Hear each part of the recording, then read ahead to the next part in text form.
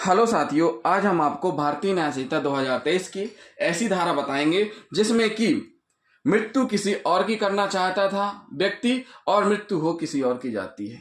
जिस व्यक्ति की मृत्यु हो जाती है उसकी मृत्यु करने का ना तो आशय था और ना ही ऐसी मृत्यु हो जाने की कोई संभावना थी। तो साथियों, ये धारा है बीएनएस की धारा 102 जो कि आईपीसी की धारा 301 के समरूप है। किसके समरूप है? आईपीसी की धारा 301 के समरूप है।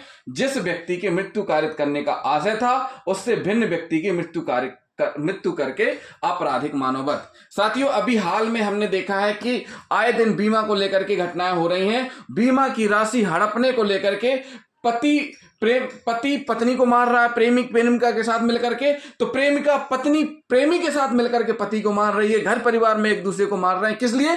ताकि बीमा की राशि मिल जाए। ऐसा ही एक केस हम आपको बताएंगे जिसमें कि मृत्यु किसी और की करना चाहता था अभियुक्त, हो किसी और की गई। तो साथियों, उदाहरण है एक सम्राट बनाम सूर्यनारायण मूर्ति। सम्राट बनाम सूर्यनारायण मूर्ति का मामला है, माननीय मद्रास उच्च न्यायालय का मामला है सन 1912 का 22 MLJ 333। बीमा की राशि के लिए मिठाई हलवा में आर्सेनिक और पारायुक्त जहर मिलाया गया और फिर उसको खिलाया गया और फिर मृत्यु किसकी हुई है वो हम आपको बताएंगे। जिन साथियों ने अभी तक हमारे चैनल को सब्सक्राइब नहीं किया है, हमारे चैनल को जरूर सब्सक्राइब कर लें और वीडियो को लास्ट तक जरूर देखें। साथियों, अभियुक्त ने ए नामक व्यक्ति का बीमा करवाया और ए को पता नहीं है कि उसके नाम का बीमा हो गया और बीमा जो हुआ है बड़ी रकम का हुआ है।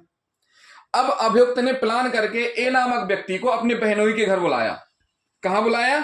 अपने बहनोई के घर बुलाया और बहनोई के घर में हलवा बनाया और हलवा में जहर मिला दिया। जहर मिला करके ए नामक व्यक्ति को अभियुक्त ने खिलाया। तो उसने क्या किया? मिठाई थोड़ी खाई और फेंक दी। उसको स्वाद अजीब सा लगा, फेंक दी। वहीं पर बच्चे खेल रहे थे। जैसे ही ए ने मिठाई खा के थोड़ी फेंकी तो जो अभियुक्त जिसने की जहर मिलाया उसकी भतीजी ने स्वयं मिठाई थोड़ी खा ली और जो छोटे बच्चे और खेल रहे थे उनको भी थोड़ा थोड़ा दे दी।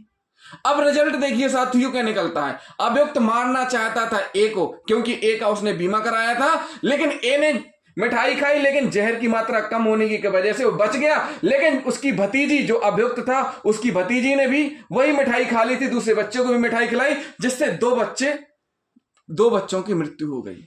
अब देखिए साथियों, अभियुक्त मारना किसको चाह रहा था? ए को, लेकिन यहां मर कौन गया? उसकी स्वयं की भतीजी और एक बच्चा और, यानी दो बच्चे मर गए।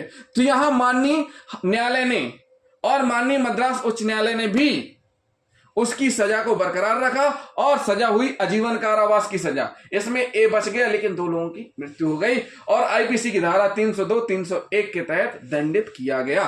तो साथियों, जो हम आपको बताना चाह रहे थे इस धारा में, इस उदाहरण के माध्यम से हमने बता दिया कि अभियुक्त का आशय किसी की मृत्यु करना होता है लेकिन हो किसी और की जाती है, जिसके बारे में उसने सोचा भी नहीं होता है, उसकी मृत्यु हो जाती है। तो साथियों, इस धारा में बीएनएस की धारा 102 में सजा का प्रावधान है मृत्यु या आजीवन कारावास, 10 वर्ष तक का कारावास। और ये संज्ञेय अपराध है। संज्ञेय अपराध ऐसे अपराध होते हैं जिनमें पुलिस इन्वेस्टिगेशन कर सकती है और बिना वारंट के अरेस्ट कर सकती है। असंज्ञेय अपराध ऐसे अपराध हैं जिनमें पुलिस क्या कर सकती है? बिना वारंट के अरेस्ट नहीं कर सकती है और इन्वेस्टिगेशन भी बिना न्यायालय के आदेश से नहीं कर सकती है। जमानती अपराध ऐसे अपराध होते हैं जिनमें कि अभियुक्त जमानत की मांग का अधिकार कर सकता है। अजमानती अपराध ऐसे अपराध होते हैं जिनमें अभियुक्त जमानत की मांग अधिकार के साथ नहीं कर सकता। समन्वय मामले ऐसे होते हैं जिनमें समझौता हो सकता है, असमन्वय मामले ऐसे हैं जिनमें समझौता नहीं हो सकता है। तो बीएनएस की धारा 102 संज्ञेय अपराध है, असंज्ञेय अपराध नहीं है, जमानती अपराध नहीं है, अजमानती अपराध है, समन्वय मामला नहीं है, असमन्वय मामला है।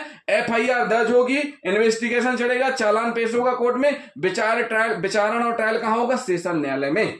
तो साथियों, ये एक उदाहरण था। अभी हम एक और उदाहरण बताएंगे इसी धारा का। तो जिन साथियों ने अभी तक हमारे चैनल को सब्सक्राइब नहीं किया है, हमारे चैनल को जरूर सब्सक्राइब कर लें और वीडियो को लाइक और शेयर करना ना भूलें। थैंक यू साथियों।